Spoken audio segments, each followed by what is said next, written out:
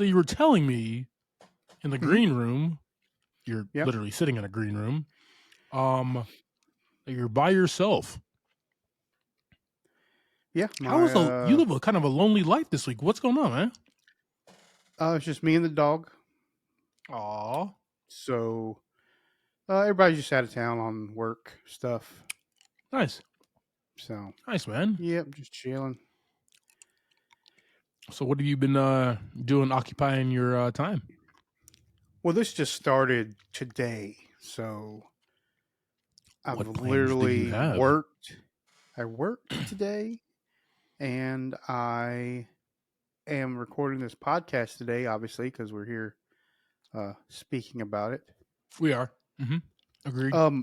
As far as plans, they're pretty much the same as every other week, just less people around.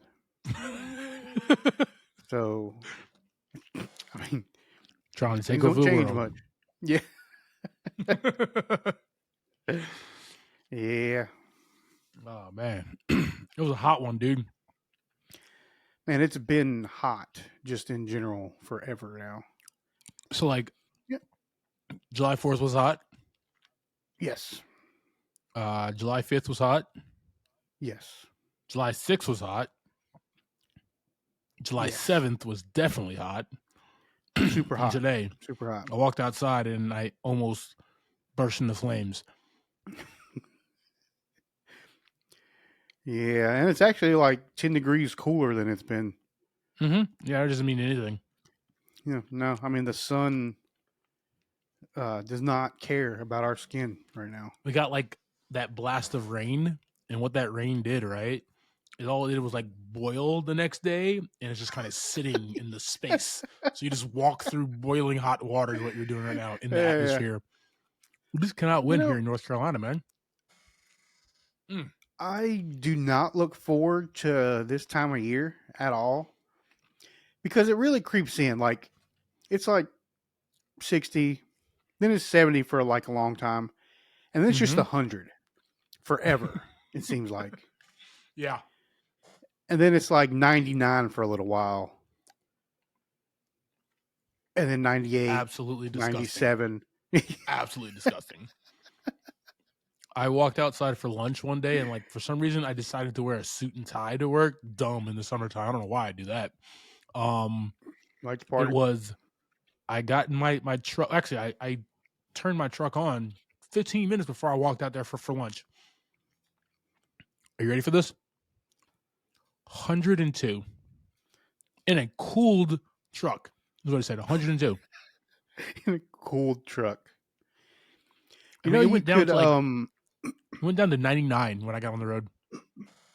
Yeah, I was gonna say you could take like a one of those like pop-up tents and just put it over your car in the parking lot and just see if that helps any. Just see what happens there, just right?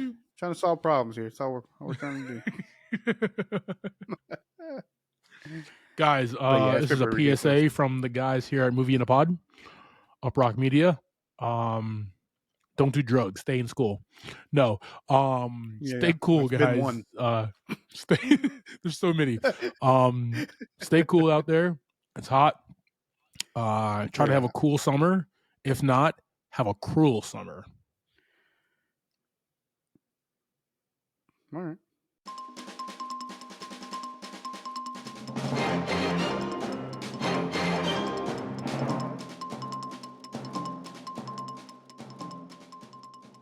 All right, team. So once again, we have a new segment here coming at y'all. Top box office for the weekend of July 5th through the 7th here.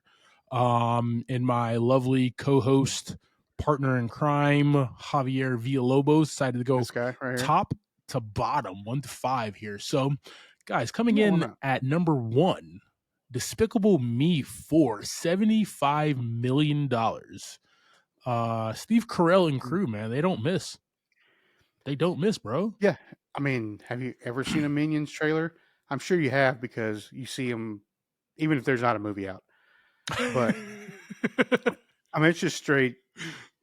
You're going to get kids and adults from that movie because it's funny and there is, adult humor. They slide as well. in a little adult humor in there. Yeah. Oh yeah. Gotta love it, man. And like, who doesn't just like watching the minions just kind of wreak havoc and do dumb stuff for an hour and a half, man? So this franchise is still rolling strong, man. I love it. 75 million is huge.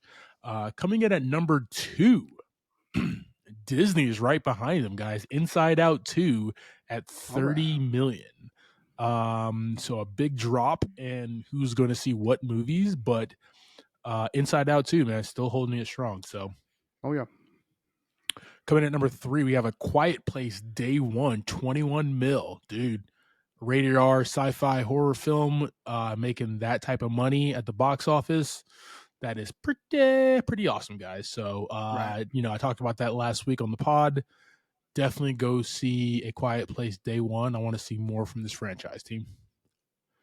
Coming in at number 4, we have Max Scene at 6.7 million. It's Tig's last installment in this trilogy here, and this one looks like it's involves a murder mystery in LA with this starlet. So yeah, guys, coming in strong. Cool. Rounding out the 5th one here, it looks like it's tailoring off, but still rolling in strong here. Bad Boys Ride or Die at 6.6 million, guys. Let's go. Will Smith and Marty Marr Lawrence is still doing it big, guys. That is your weekend box office. Coming to you from the guys from Uprock Media.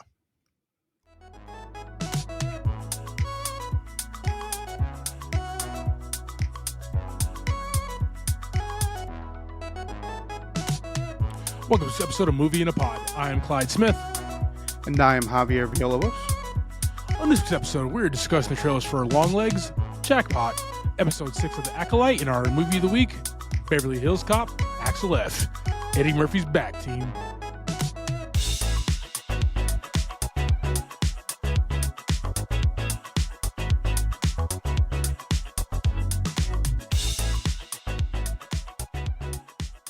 All right. Hope everybody's having a fantastic week here and staying cool in this cruel summer. That joke is not good at all. I don't know why I keep doing it.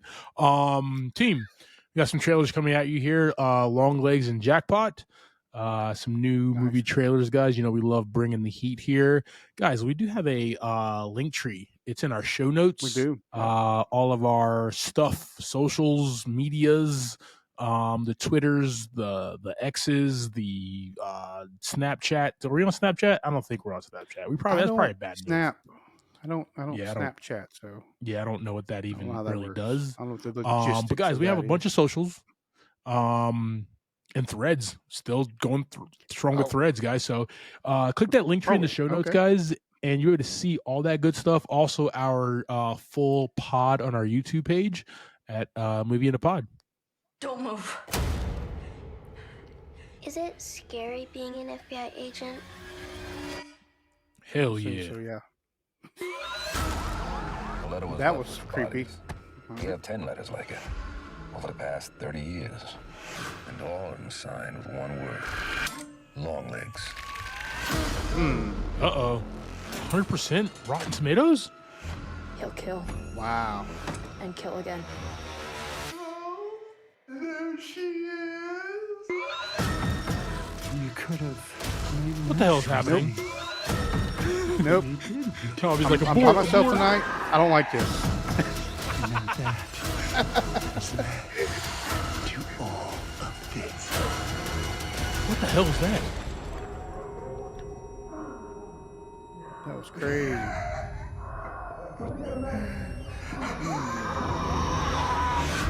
I don't like everything going on in my headphones right now. All right. We have Longlegs. According to IMDb, in pursuit of a serial killer, an FBI agent uncovers a series of occult clues that she must solve to end his terrifying killing spree. Brought to us, written and directed by Oz Perkins. Stars Makia Monroe, Nicolas Cage, Blair Underwood. All right. Nick Cage, let's go. It looks like he plays the murderer Longlegs. At least that's what it says right here in the thingy. So who knows? JV, that's your question, man. What's up? Have you ever been a fan of these like FBI cop serial killer track down type movies? I'm a fan of the ones that are involved with like supernatural threats. Oh, gotcha. I'm not a big fan of anything like true story wise. That just creeps me out. Now I would say this one's true story, but you know what I'm saying, like something that could happen. That's perfect right there. This Just is the absolute. This is what you want. Look at those sex bombs. Look at that guy right there. See that guy right there where my finger is? God. I'm trying to get that guy's hair one of these days. I'm going to get that for sure. Oh, yeah. Everybody watching, or everybody listening, that was a Supernatural cover with Jared Padalecki, Misha Collins, and Jensen Ackles. Keep on forgetting that this is a audio medium and people don't really watch it unless they go on our YouTube page. I got to remind them of that. I mean, it's 2 stages, right? Like, yeah, we can do the visual fun, but we got to explain it. If not, it's just awkward, right? It's just really awkward. I know, got to give them some visual cues. I know when I'm listening to like other podcasts, and they're just listen to ours first, hey, guys. Look at this thing. Look, yeah. Look at this or this, that, or they start talking about things and you can't see like their screen that they're sharing. Yeah, it's so weird, and they don't do a good job of explaining it. I get it. Yeah, but you have to watch their YouTube. Gosh, you have to watch their video thing. No, that's cool. We gotta have each other's backs here. I got you, dude. So, I'm like a fan of this genre. So obviously, like Silence of the Lambs, Hannibal, Red Dragon. Even remember that we did The Snowman with Michael Fassbender. I have seen a lot of movies like this. Yeah, but I don't necessarily go seeking them out. Like it's usually somebody, just kind of watching it, and then I end up there. Yeah. That's whatever. Even Zodiac, the David Fincher film with Jake Gyllenhaal and Mark Ruffalo and Robert Downey Jr., fantastic as well. Man, I love that is a thing. Like, give me somebody who is tracking down a serial killer, to try to stop them, and they keep on piling on bodies and just like Seven's fantastic with Morgan Freeman and Brad Pitt. Just a fantastic movie. Right. I love this genre. I love this subgenre of murder mystery, cop pursuit, police officer detective pursuit, man. Because the biggest thing is like, yeah, we're along the ride to find this serial killer, but typically the detective, the cop, the FBI agent, or whoever is like this hard-boiled person who is like, on their last leg and stuff like that, right? And that's just like fun. Getting too old for this stuff. I'm getting too old for this. This is my last ride. And they're just trying to, do this before they can hang up the badge and stuff. This person this lead looks really young, so I don't think that's the case. Yeah. But I don't know, man. It kind of gives me scared shitless vibes, but at the same exact time, like I would see this in theaters, man. This looks like fun. This is my type of movie that like I like this more than I like the Supernatural. See how different we are, dude? Right. Like if there was a dragon, I'd be there in a heartbeat. I'd be there before you. Just need one dragon. We're good. Perfect. Team, we're going to throw long legs on our socials. Let us know your thoughts. Also, let us know your favorite film involving a detective going after a serial killer, guys. Let us know in the comments. Okay. So why are you here? Are you here for like pleasure or pain or... No, I'm an actress. Great. They're rebooting Barbie. Hi, I'm Katie. Just got back into town and ready to act. Did you prepare something? I have something, yeah. Katie Kim is our new jackpot winner. Happy hunting, L.A. I definitely didn't get the part, so there's no need for the death stare. She's my jackpot. What is happening? Wow, that was some skills. Uber for Katie? Did that look as cool as it felt? This got aggressive real quick. Being a cop car? Oh my God. What is going on? Yep, he was in a cop you car. won the All right. lottery. And now anyone with a losing ticket that kills you before sundown gets her money. Legally. Why does everybody just have these Oh, not in skills? California. It's just a chance at the big time.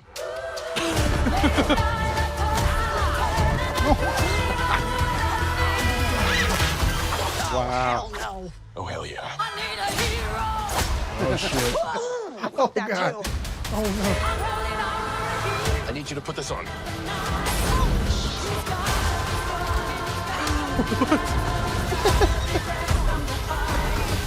So If you big. kill me, you get it all. So why the hell would I trust you? You treat people like you want to be treated. Oh, you dirt-faced me! Sneaker! Really hit the target there. How's it look? Good? no. Dirt face. I called it a favor. We are the biggest lottery protection agency in the city. Hell yeah. I do trust you. I think it's because you look like a bulldog that like a witch cast a spell on and turned into a human. You ever get that? Yes. We're in trouble, aren't we? Yes, we are. I want some head! Why are you winking at me like that? Man, you can just steal people's panic rooms, dude. What are you, Jodie Foster? You know too much. I really don't, though. Oh. Katie's the biggest jackpot of all time. Just find her. Cowabunga. Oh, wow. Turtle? Power! So damn big. He really This is is a prosthetics ginormous. machine. If people can't recognize you, you're a lot safer. Hey, girl, hey. What? Too sexy? All right, we have jackpot. In the near future, a grand lottery has been newly established in California. The catch: kill the winner before sundown to legally claim their multi-billion-dollar jackpot. Coming at us from Paul Feig, written by Rob Yescombe. JV, the team up we didn't know that we needed, but we got John Cena and Aquafina. Give me your thoughts, brother. Yeah, started out pretty strong. The whole trailer really was basically action packed. Yeah. And funny. And you got two people here that are just hilarious, just in their own things, in their own way, and it looks like they're really using that to their advantage in this movie. Oh yeah, man. We got Sean William Scott on the cast too. Did you see that? Let's go. I'm excited for this one, man. This is gonna be fun. I just want like a really good time. And like I was watching Ricky Stenicki with my buddy last night, and we were discussing like, Dwayne Johnson and then John Cena coming up from wrestling and then kind of doing their thing in movies. But The Rock went the path of like, just action, adventure, hero type guy. Yeah. And like, John Cena can do all that. He actually, his first movie was 12 Rounds, and he was fantastic in that. I love that movie. That's what made me a John Cena fan. But like, he's also really effing funny, and he has great comedic timing, dude. Yeah, and he's just his look, like you have this gigantic man who can make you laugh, and he's just humongous, like comedically humongous. Yes. But like the different, like, so we were talking about it, like, so like Dwayne Johnson just gives you like rough, tough, cannot give you like a soft side. Yeah. Like, yeah. John Cena, at least, he can do that, man. He did that in the scene where he's in like the Fast and Furious, the most recent one, where he's driving his nephew. But he's done it in other movies as well, man. Like, he has this softer side where he has more of a range, man. And I love that he's doing more comedy than he is action, because with his comedy, he can also bring in some like drama bits to it, man, and that's exactly what he's going to do in this one. I'm super stoked. For this one, man. This is going to be absolutely funny, batshit crazy. It's rated R. It's got my boy Simu Liu in there, so yeah, dude, just great cast, great plot. I'm all for this, and if anybody ever legalized killing after a jackpot, it probably would be California for some reason. I don't know why. Don't at me like that, Gavin Newsom, governor of California, but I believe it would be your state, sir. All right, team, we're gonna throw a jackpot on our socials. Let us know your thoughts. Also, if you've ever won the lottery, hit me up in the comments for my Venmo, guys. I won $25 one point in my life. Nice. Yeah. I'm up 67 cents on the year, bro. That's good. I mean, half of that. I do half of that. You're right. Half of that.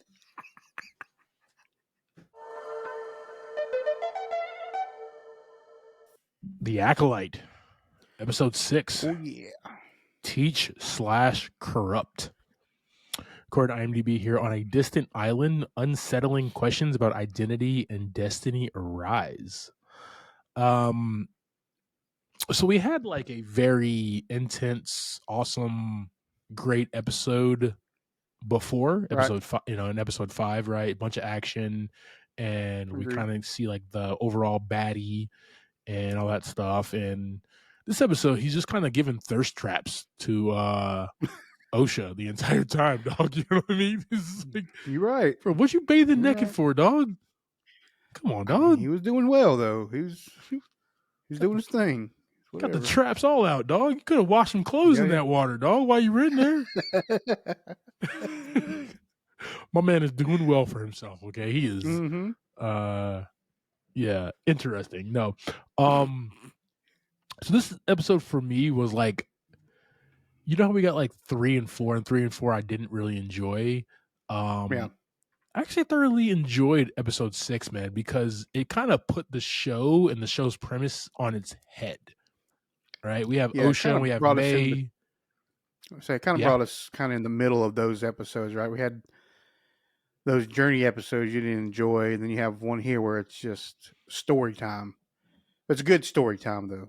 Yeah, man. We have like, OSHA and May, and they've kind of reversed roles. OSHA has been with Soul in the beginning, and obviously May was working for this Sith, Dark Thirst. What are we gonna call this guy, dude? Darth Thirst. Darth Thirst. But we get them reversed, and now May is with Soul and pretending to be OSHA, and then OSHA is with Darth Thirst and kind of understanding some things, man. I think the Darth guy, he is be like, all right, well, May let me down. I need an acolyte. I'm gonna do this with OSHA. And it's like, that sucks, because we wanted OSHA to like get her force powers back and everything and become a Jedi and all that stuff, but it's not looking like she's going to be on the side of good. It looks like right now she's gonna be on the side of bad, because he's definitely dropping thirst traps on her, dog. Like, seriously, man, put a damn shirt on, dog. Shit.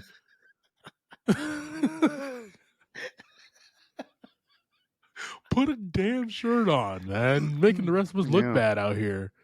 Can't go into a damn Star Wars film ever again, bro, after this. Nope. Oh, man. I agree. It's a weird change, because it doesn't last long, right? Like, Soul figures out, it's May.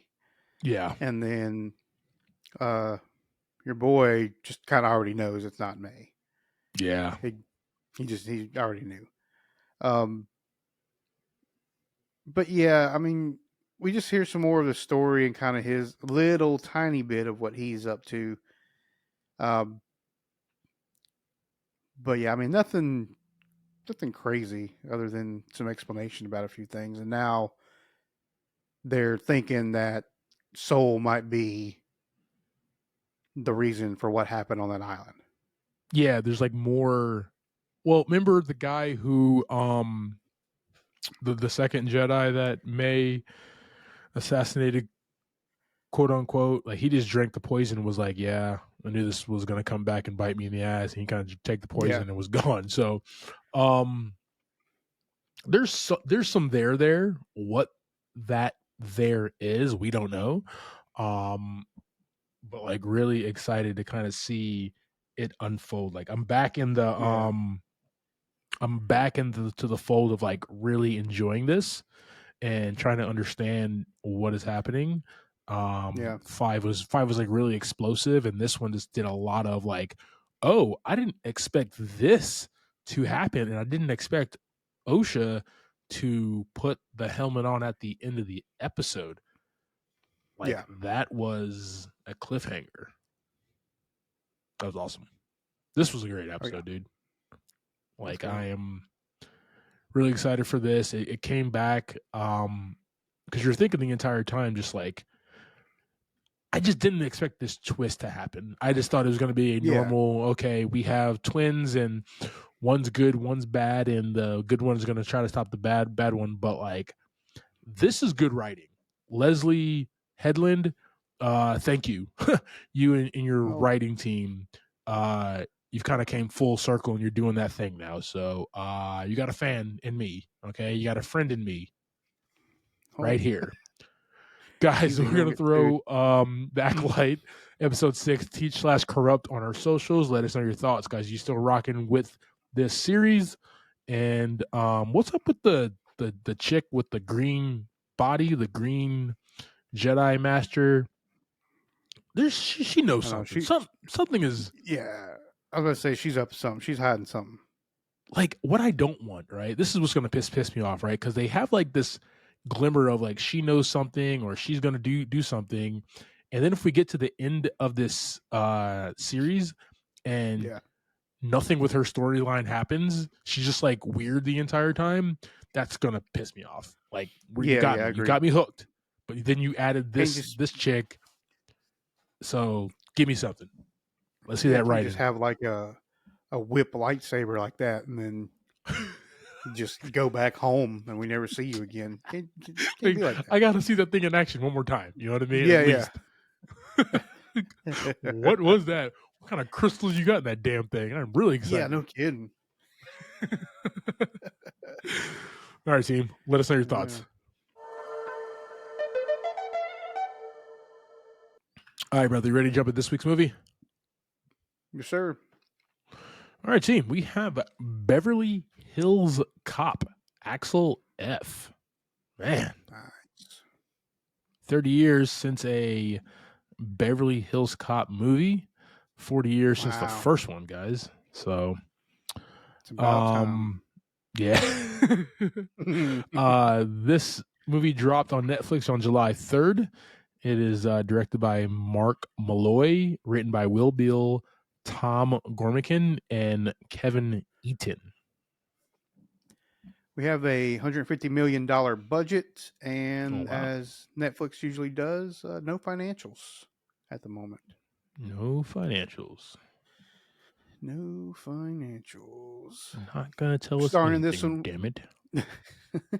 Starring in this, we have Eddie Murphy as Axel Foley, Joseph Gordon-Levitt as Detective Bobby Abbott, Taylor Page as Jane Saunders, Judge Reinhold as Billy Rosewood, John Ashton as Chief John Taggart, Paul Reiser as Jeffrey, Bronson Pinchot as Sarge, and Kevin Bacon as Captain Cade Grant.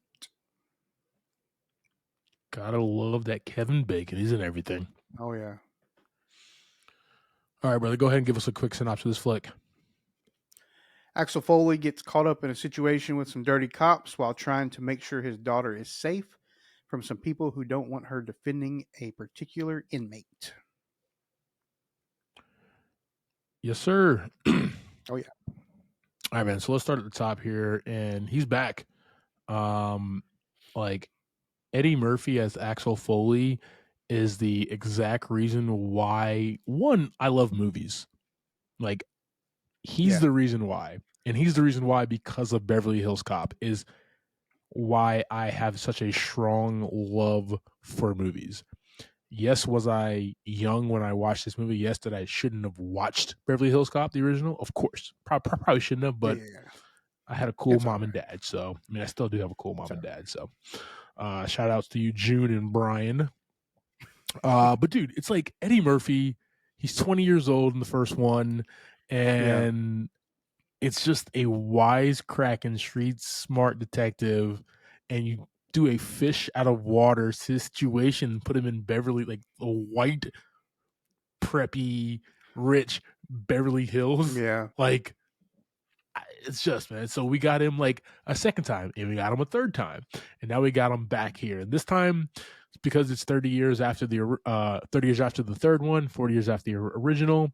He's an old man. He's an older man. You know, he's still that you know, still a detective, still on the beat, not trying to take a desk job or anything of that nature. And as we open up, man, he is trying to take down some bad guys. It's kind of like just destroying everything.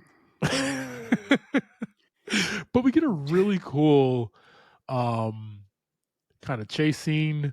We get a really cool, you know, all the 80s original music they play. It's just really fun, man. But he's definitely a different person than he was when we first saw him. Obviously, he's older. He has a daughter. She's living out there in LA. He's divorced from his wife. His best friend Paul Reiser is Axel's former partner, and now he is Jeffrey's the deputy chief.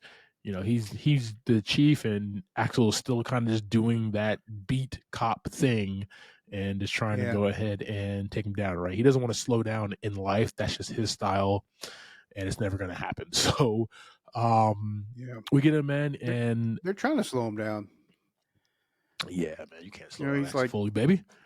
Nah, like he's there. He has to pin a whole thing on another detective in order to destroy the city. Just fantastic. I love that, by the way. Entire time. You just like see. I love how we're like learning in real time as this detective is learning in real time that like he really doesn't want to be at the hockey match with him. And why he's actually there. It's just really good writing, man. Mm-hmm. It's good. That's just fun, dude. So then we got that crazy chase scene and everything. So the best thing I like about these movies is like there's an emotional toll that Axel takes, or something happens to somebody that he's really close to or loves that brings him to Beverly Hills, right? He just doesn't go to Beverly Hills and starts acting crazy and doing what the fuck he needs to do to kind of figure out what's going on with this scene, what's going on with this murder or investigation or whatever.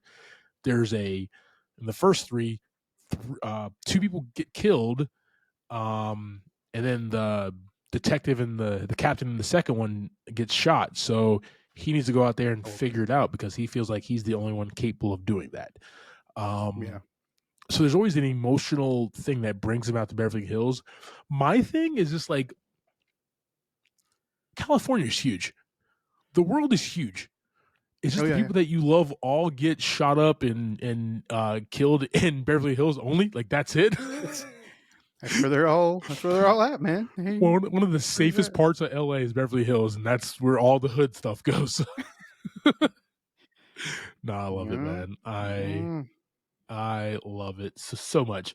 Along the way, this movie, man, we got Joseph Gordon-Levitt as Detective Bobby Abbott. Talk to me, brother.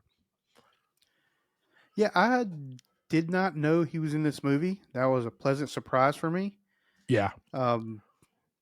When we see him in the police station, I was super excited because I know he has chops to do whatever he feels like doing, whatever Oh character yeah. he wants to play. And he slid into this role just as good as any other one. And I really enjoyed him and his like his arc where he's, you know, against Axel, like from the very first start about, he's like, I'm gonna charge you and do this, that. And then of course, he finds out that he's, just happens to be, you know, seeing his daughter or was seeing his daughter. That was a whole other funny experience throughout the movie. So yeah, I really enjoyed JGL in this one. Yeah, man. Like he just the rift and the banter and Yeah, the comedy between Eddie and Gordon Levitt, man. It's like sometimes when you pair people together, it's just not natural. Or some people cannot keep up with somebody like an Eddie Murphy or somebody who's like or like a Will Smith or a Martin Lawrence. Like it's really hard to keep yeah, up with guys like that who are just really really good. A Chris Tucker or it's just really hard to keep up with guys like that. Uh, I feel like Joseph Gordon-Levitt held his own, man, and like he wasn't trying to out be funny Eddie Murphy because that's impossible, right?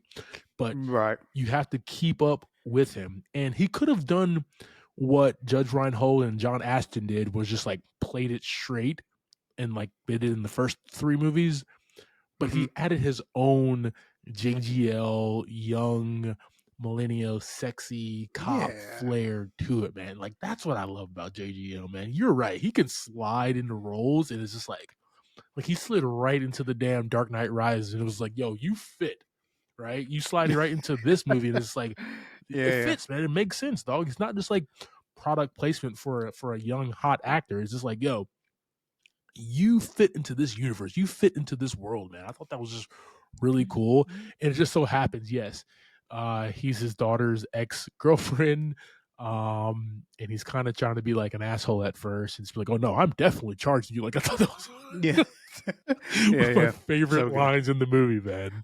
Yeah, We'll he just definitely start brings talking it. about you're not going to sit here and try to get me to be all manly or hurt my manhood and Yeah. all this stuff. Yeah, it was very well well, you, placed. you remember like the first one, Taggart like punches him in the stomach, right? Yeah, and then the chief, exactly. Yeah, yeah. and then the chief comes out and he's like, "You want to press charges on him?" It's just like, no, but like that's the rise he was trying to get out of Abbott, and Abbott was like, "Nah, dude, I'm a different breed, dog. We don't. Yeah, This yeah. ain't the You're going to '80s, attack dog." masculinity. Yeah, yeah. That's what he said. You ever seen your file, man? Oh man.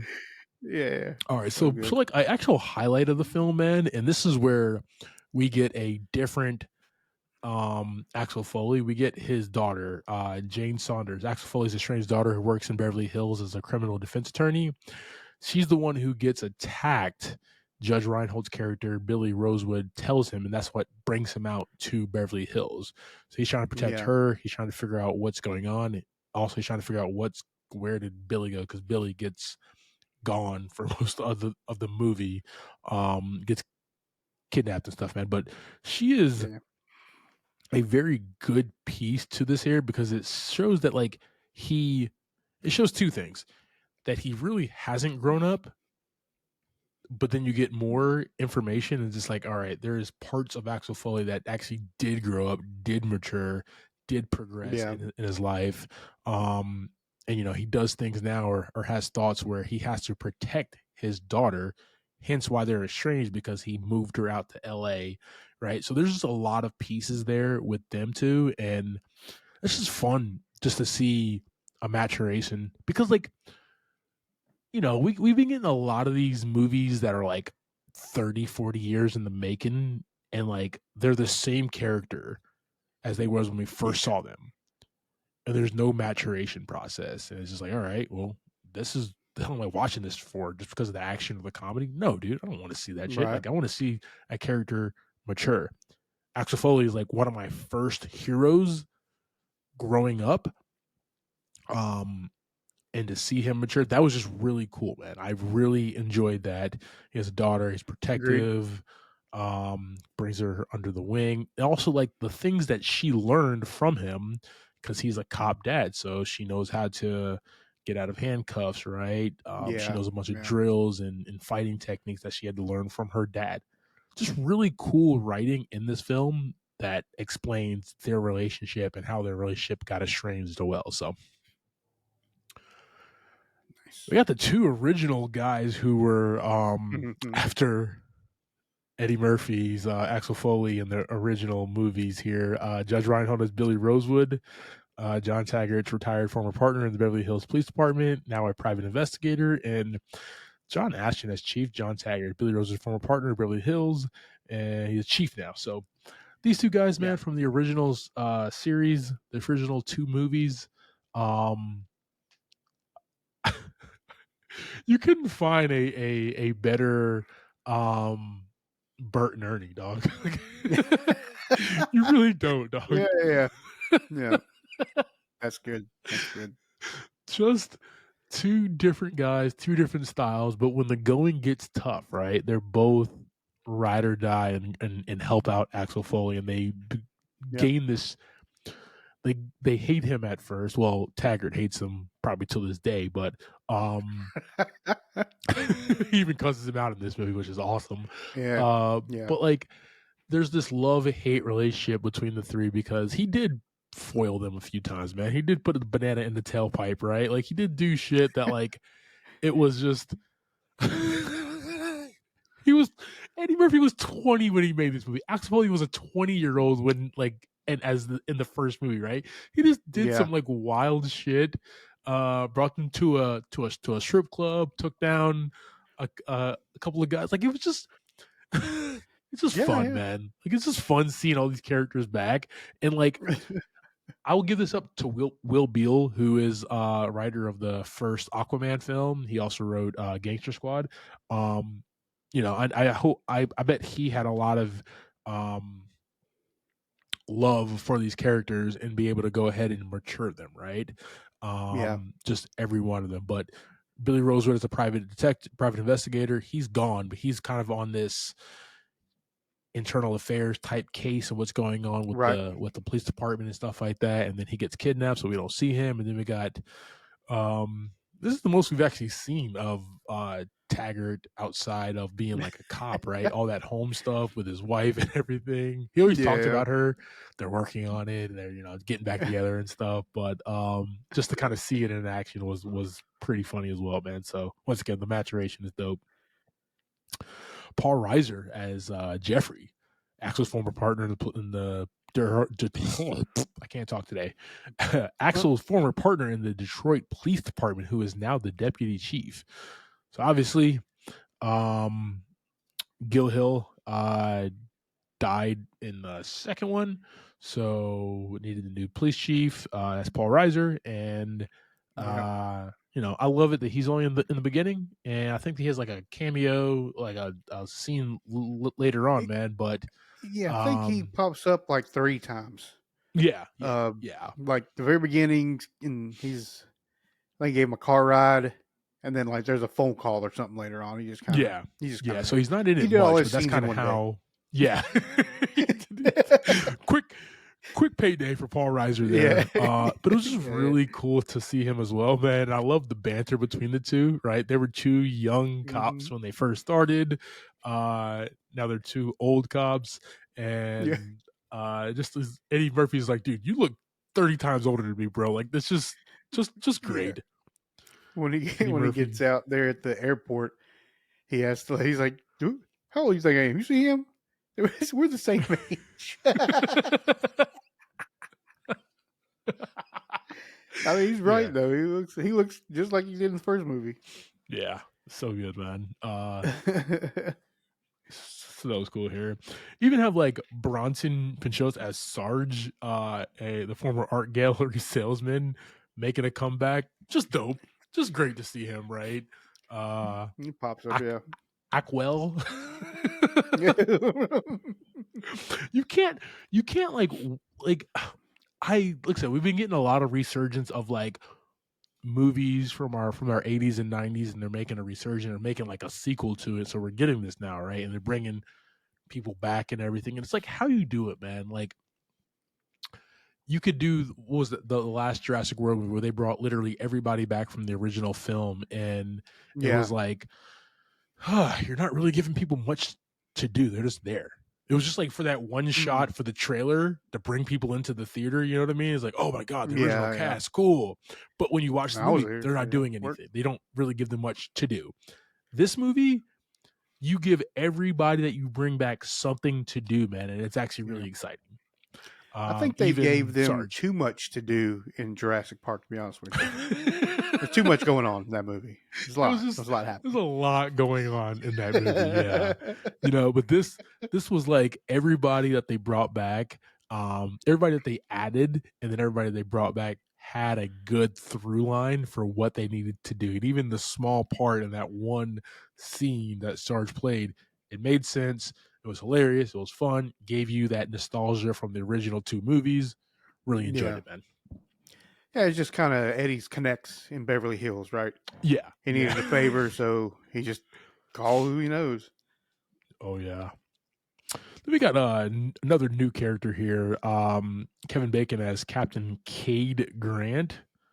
Just one thing, man. Like, I follow Kevin Bacon on Twitter /X, whatever you want to call it. And, he's always like got like the old gray beard, and he's kind of chilling on his farm with his wife and everything, man. Yeah. But like, man, cleans up very well, though. He looks really good in a suit, man.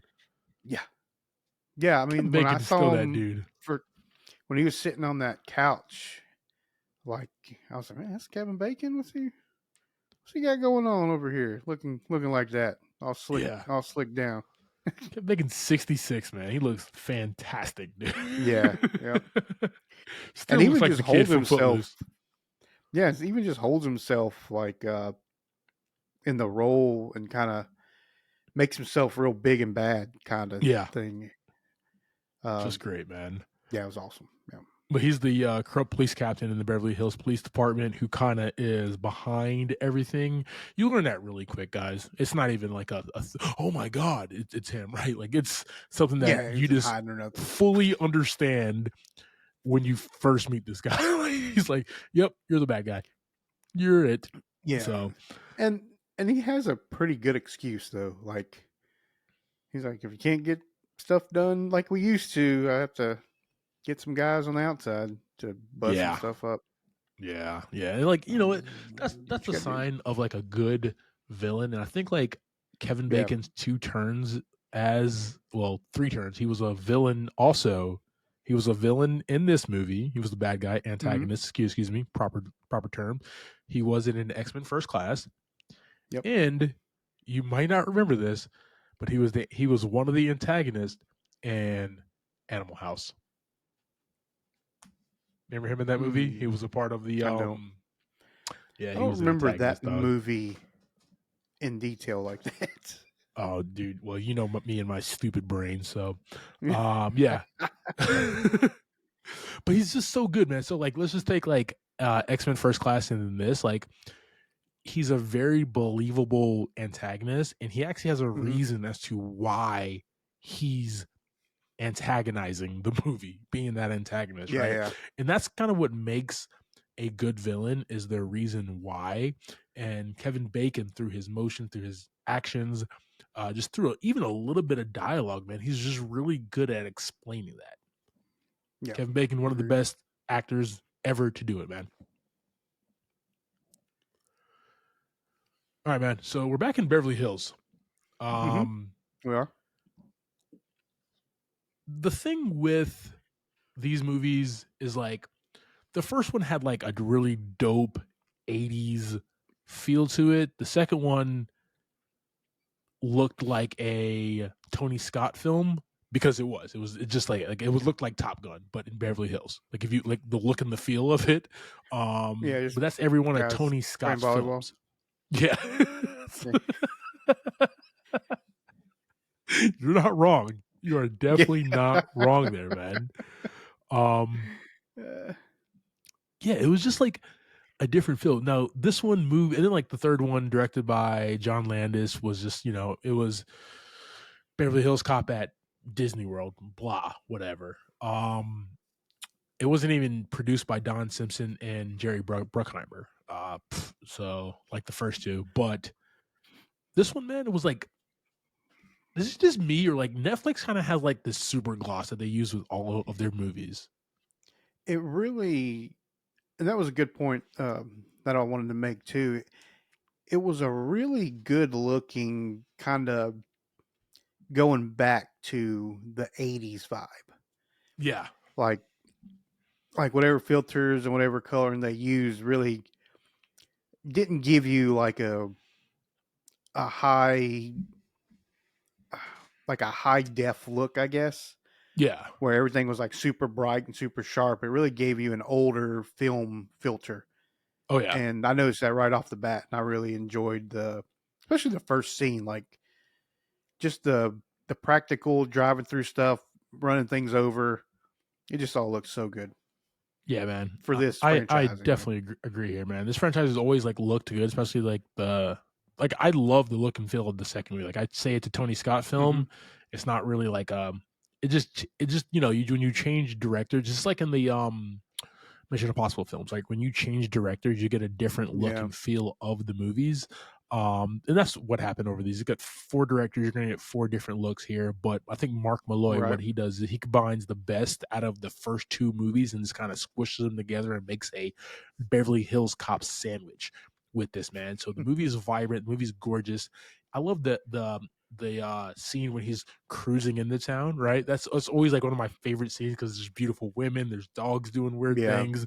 My man was like painting himself in his truck, you know what I mean? Like, so it was just really cool to see that again, man. I love that scene, and it just shows how vibrant and beautiful and different Beverly Hills is now compared to what it was in 84. So the music, we just literally got the soundtrack from the first 2 movies, man. Like, come on, like we rinse, repeat. Theme, thank you. That theme tune played so many times in this movie, and they play it so many different ways. You know what I mean? Yeah, and like so many different like octaves and stuff like that. And it's soft. They played the same tune in like a happy key and then a sad key. Yeah, it was great. Yeah, I'm with it, dude. Like Axel F is one of the greatest songs like produced for a movie songs of all time. We got Lauren Balfe, who's been doing big things lately, is the one who composed the film score, but being able to do like add his own touch to Axel F, man, I thought that was really cool. All right, brother, I have a theme here. Okay. Yeah, man. So I think the theme here is it's kind of the theme that kind of runs through all of these movies, man. I kind of talked about it at the top, is just like that love, that dedication, and protecting the people that you love and care for, man. That's kind of been his driving force through all 4 of these movies. Something happens, somebody dies, and or somebody gets hurt, and he has to come figure it out. You know, his friend in the first one, the detective, the police chief in the second one, his police chief in Detroit in the third one, and now his daughter getting harassed, almost killed, and then his best friend Rosewood getting abducted, right? Being lost. So that's always been the thing with him as a protagonist in these films, man, and just to keep going and figure it out there. And it's just like Eddie Murphy having a good time. He's going to use his wisecracking smart tactics and stuff like that to kind of get through it and solve the case.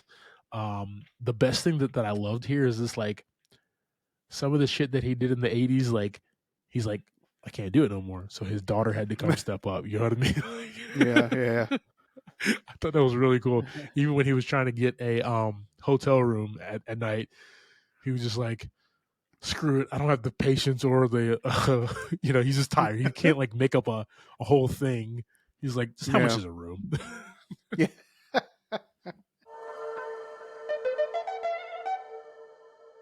All right, team. So that is our conversation about 2024's Beverly Hills Cop, Axel F. JV, give me your thoughts and rating on this, brother. Yeah, this one's gonna get 4 buckets of popcorn from me this week. Just a great addition to this franchise, I felt. Yeah. Like I said previously, the look of the movie and the feel didn't go like away from what we really wanted it to be. Yeah. We wanted a good addition. We wanted to see, some of the same characters, and then the ones that they added, like JGL and Taylor Page, their characters really fit in great. Agreed. And then mixing in with the characters from previous movies, that's all we ever want from another movie in a franchise. We don't ever really want a different movie, a reboot and things like that. Yeah. So I was really appreciative, and I really enjoyed seeing the way they weave this one into the history of these movies. Oh yeah, no doubt.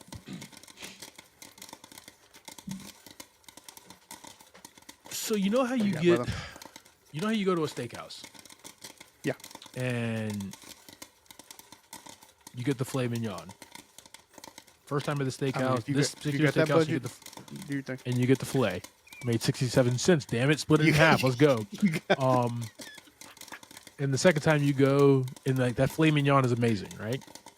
Yeah. And you go again, and you order the filet mignon because it was so good the first time, so you get it the second time, and it's just really good again. You're just like, oh my God, I love this steakhouse. I love their filet mignon. It's just fantastic, right? You go again for the third time, and for some reason, you order the filet mignon. You think you're getting the exact same filet mignon, and like, it's not as good for some strange reason, whatever, right? And you're like, you know what? I'm not going back to this restaurant. Until, let's say, I don't know, your best friend, let's just call him, I don't know, Jose, whatever, wants to go to this steakhouse. So we go to the steakhouse. I'm like, all right, well, I'm here, whatever. It's probably not going to be good. Right. But then you get the filet mignon, because that's the only thing that you ever got. And you get the filet mignon, and it's like, you taste it, and it's like the first time you've heard the Beatles, okay? Right. It's just absolutely fantastic and amazing. That's what this film series has done, right? First two is just lightning in the bottle, fantastic films. Yeah. Third one fell off for, 90s cheese, whatever. This one, it was just like the first two. It gives you all of those points that you want, that you need. This movie is 4 buckets of popcorn for me as well, man. This was just fantastic. It was fun. Eddie Murphy, like, this is the character that made you a movie star, made you an actor. This is it, man. Just 4 buckets of popcorn. Fantastic film. I have watched it twice now, so it's good. Oh, it's good. Okay. Yeah. Okay. Yeah, it's just fun, man. Yeah. Like JGL with that beard. Come on, dog. Bring the sexy back. That's the first thing I noticed, man. Just that facial hair. I'm looking for baby face, but I was okay. I was fine. Yeah. Yeah. Worked out. Yeah, brother. 4 buckets of popcorn. Thank you for subscribing to this week's episode, talking through Beverly Hills Cop, Axel F. Next week, we will be discussing the Freddie Prinze Jr. and Jessica Biel baseball rom-com. That's a mouthful, guys. Summer Catch. You can find that on Amazon Video. Like always, I'm Clyde Smith. You can find me across all socials. I am Clyde D. Smith. I'm Javier Villalobos. You can find me across all socials at Mr. J8200. Thanks, guys. Appreciate it.